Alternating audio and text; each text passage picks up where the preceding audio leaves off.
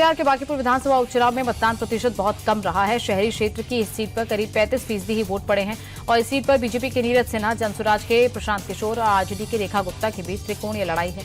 पिछले कई दशकों से बांकीपुर बीजेपी का गढ़ है। बीजेपी के राष्ट्रीय अध्यक्ष नितिन नवीन लगातार 5 बार यहां से विधायक रहे हैं। उनके राज्यसभा जाने के बाद से सीट खाली हुई है और 3 अगस्त को बांकीपुर उपचुनाव के नतीजे आएंगे। बिहार के बांकीपुर में विधानसभा उपचुनाव के दौरान आखिरी समय में झड़प हो गई, जहां बीजेपी और जनसुराज पार्टी के कार्यकर्ता आमने सामने आ गए। पटना के एएन कॉलेज के पास पत्थरबाजी और लाठियां चली। मौके पर जनसुराज के अध्यक्ष और बांकीपुर से उम्मीदवार प्रशांत किशोर भी मौजूद थे। तो वही बवाल के बाद बीजेपी प्रत्याशी नीरज सिन्हा भी मौके पर पहुंच गए। कार्यकर्ताओं के बीच जमकर नारेबाजी, धक्का मुक्की हुई। पुलिस ने हस्तक्षेप कर दोनों पक्षों को शांत कराया और दोनों गुटों को हल्का बल प्रयोग कर तितर-बितर किया। बांकीपुर सीट पर बहुत कम मतदान के बावजूद तेजस्वी यादव आरजेडी की जीत को लेकर आश्वस्त है। वोटिंग खत्म होने के बाद तेजस्वी ने कहा कि समाज के सभी तबके ने मतदान किया। उपचुनाव में बीजेपी की करारी हार और आरजेडी की बड़ी जीत होगी। राष्ट्रीय अध्यक्ष की सीट पर बीजेपी का हारना तय है। बांकीपुर से पूरे देश में संदेश जाएगा। 3 अगस्त को 2 और राज्यों में हुए उपचुनाव के नतीजे भी आएंगे। मध्य प्रदेश के दतिया और गुजरात की मांजलपुर सीट पर बीजेपी और कांग्रेस के बीच सीधी टक्कर है। दतिया में बीजेपी ने अपने वरिष्ठ नेता और पूर्व गृह मंत्री नरोत्तम मिश्रा का टिकट काटकर आशुतोष तिवारी को मैदान में उतारा। आशुतोष तिवारी का सीधा मुकाबला कांग्रेस के घनश्याम सिंह से है। 2023 के चुनाव में नरोत्तम मिश्रा कांग्रेस के राजेंद्र भारती से हार गए थे। गुजरात की मांजलपुर सीट भी पिछले 15 साल से बीजेपी का गढ़ रही है। आईआईटी मद्रास के डायरेक्टर प्रोफेसर वी कामाकोटी को लेकर बयान पर प्रियंका गांधी पूरी तरह फंस गई हैं। 215 वाइस चांसलर और शिक्षाविदों ने प्रियंका गांधी के नाम एक खुली चिट्ठी लिखकर उनकी टिप्पणी की आलोचना की है। शिक्षाविदों ने ओपन लेटर में लिखा कि तर्कपूर्ण बातचीत के बजाय उपहास ठीक नहीं है। दरअसल हाल ही में एंटी पेपर लीक बिल पर चर्चा के दौरान प्रियंका गांधी ने लोकसभा में प्रोफेसर कामाकोटी का नाम लिए बिना उन्हें गौमूत्र एक्सपर्ट कहा था।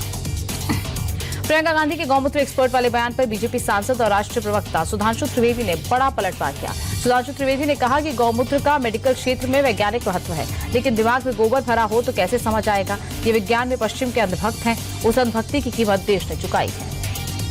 विपक्ष के भारी हंगामे के बीच anti paper leak bill Rajya Sabha में पेश हुआ है। केंद्रीय मंत्री जितेंद्र सिंह सदन के पटल पर विधेयक पेश किया। जितेंद्र सिंह ने कहा कि ये बिल छात्रों का भविष्य सुरक्षित करेगा। पेपर लीक पर लापरवाही बर्दाश्त नहीं होगी। दोषी किसी कीमत पर बख्शे नहीं जाएंगे। 2 महीने में जांच पूरी होगी और 5 महीने में सजा पर फैसला होगा। जितेंद्र सिंह ने यूपीए शासन के दौरान हुए पेपर लीक को भी गिनाया। मल्लिकार्जुन खड़गे ने गृह मंत्री अमित शाह के संसद में न आने पर भी सवाल उठाए। राज्यसभा में एंटी पेपर लीक बिल चर्चा के दौरान खड़गे ने कहा कि छात्रों पर पैलेट गन का इस्तेमाल किसके आदेश पर हुआ। गृह मंत्री को इस पर खुलकर बोलना चाहिए। अमित शाह बंद कमरे में बहुत दिनों तक छिप नहीं सकते। छात्रों पर बर्बरता के लिए उन्हें जवाब देना होगा। खड़गे ने कहा कि विश्वविद्यालयों में आरएसएस के लोग भरे जा रहे हैं। शिक्षा के निजीकरण से गरीबों के बच्चे पढ़ नहीं पा रहे। राज्यसभा में मल्लिकार्जुन खड़गे के भाषण के दौरान जबरदस्त बवाल हुआ। खड़गे ने जैसे ही मनुस्मृति का जिक्र किया, हंगामा, नारेबाजी शुरू हो गई। जेपी नड्डा ने कहा कि मनुस्मृति के बारे में जो कहा गया वो ठीक नहीं है, ये तथ्यों से परे है। खड़गे के इस बयान से अशांति पैदा होगी, समाज में विद्वेष बढ़ेगा। उन्होंने जो कहा उसे प्रमाणित करें या फिर माफी मांगे। बवाल के बाद सभापति ने खड़गे के भाषण के विवादित हिस्से को रिकॉर्ड से हटाने का निर्देश दिया। राहुल गांधी के हमलों पर आरएसएस ने पलटवार किया। संघ के वरिष्ठ प्रचारक इंद्रेश कुमार ने कहा कि राहुल कभी कभी असंतुलित और नफरत भरी बातें करते हैं। मैं भगवान से प्रार्थना करूंगा कि वो राहुल, उनकी पार्टी और उनके समर्थकों को सद्बुद्धि दी। उन्होंने लगातार एक ऐसे संगठन के खिलाफ टिप्पणियां की है जो देशभक्ति, समाज सेवा और राष्ट्र सर्वोपरि के सिद्धांत के लिए समर्पित है। ऐसे व्यवहार उन्हें शोभा नहीं देता। उन्हें इस तरह का गलत व्यवहार बंद करना चाहिए। पीएम मोदी की अध्यक्षता में संसद भवन परिसर में सीसीएस की अहम बैठक हुई। करीब 1.5 घंटे तक चली मीटिंग में पीएम मोदी ने राष्ट्रीय सुरक्षा और वेस्ट एशिया संकट समेत कई मुद्दों पर चर्चा की। प्रधानमंत्री ने कहा कि हर एक भारतीय नाविक की जान हमारे लिए महत्वपूर्ण है। इस बात से फर्क नहीं पड़ता कि वो भारतीय जहाज पर है या फिर विदेशी जहाज पर है। पीएम ने पेट्रोलियम मंत्री से पीएनजी पर जोर देने को कहा। साथ ही खाद को लेकर कहा कि किसानों को कोई समस्या नहीं होनी चाहिए। वंदे मातरम बिल राज्यसभा के बाद लोकसभा से भी पास हो गया। इस दौरान काफी हंगामा हुआ। इस संशोधन के तहत वंदे मातरम के अपमान से जुड़े प्रावधानों को कानूनी संरक्षण मिलेगा। कानून का मकसद वंदे मातरम को भी राष्ट्रगान जनगण मन की तरह ही कानूनी सुरक्षा देना है। इस कानून के लागू होने पर अगर कोई जानबूझकर वंदे मातरम का अपमान करता है या गीत में रुकावट डालता है तो उसे 3 साल तक की जेल या फिर जुर्माना हो सकता है। AIMIM chief Azharuddin Owaisi Vande Mataram bill के खिलाफ खुलकर सामने आ गए। ओवैसी ने कहा कि वंदे मातरम बिल आर्टिकल 25 का उल्लंघन है। वंदे मातरम में देवी देवताओं की पूजा की बात है। वंदे मातरम बिल पर लोकसभा में चर्चा का समय नहीं दिया गया। ओवैसी ने राष्ट्रगान का जिक्र करते हुए कहा कि जनगण मन में देश और जनता दिखती है। सपा अध्यक्ष अखिलेश यादव ने जंतर मंतर पर आंदोलन को लेकर कहा कि दिल्ली में पूरे देश से नई पीढ़ी के लोगों ने आगे आकर सरकार को झुका दिया। अखिलेश ने कहा कि जंतर मंतर पर लाठी और आंसू गैस के गोले झेलने वालों को पता है कि किसने लाठी मारी, किसने लाठी चलाने वाला ये नहीं बता रहे कि उन्होंने ये किसके इशारे पर किया। गृहमंत्री अमित शाह के इस्तीफे की मांग को लेकर यूथ कांग्रेस ने विरोध प्रदर्शन किया और इस दौरान कार्यकर्ताओं ने रायसीना रोड से जंतर मंतर तक मार्च निकाला।